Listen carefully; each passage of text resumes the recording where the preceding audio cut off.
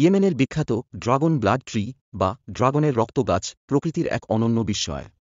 এই গাছের নামকরণের পেছনে রয়েছে এক রহস্যময় বৈশিষ্ট্য। গাছটি কেটে দিলে এর ভেতর থেকে গাঢ় লাল রঙের রস বের হয়, যা রক্তের মতো দেখায়। এই রসকে ড্রাগনস ব্লাড বলা হয় এবং বহু বছর ধরে এটি চিকিৎসা, রং তৈরি এবং ধর্মীয় আচার অনুষ্ঠানে ব্যবহৃত হয়ে আসছে।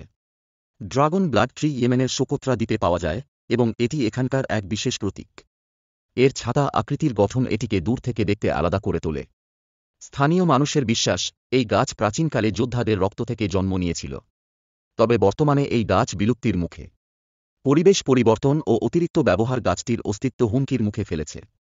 এই গাছ শুধু প্রকৃতিরই অংশ নয়, এটি স্থানীয় সংস্কৃতি এবং কিংবদন্তির সাথেও গভীরভাবে জড়িত।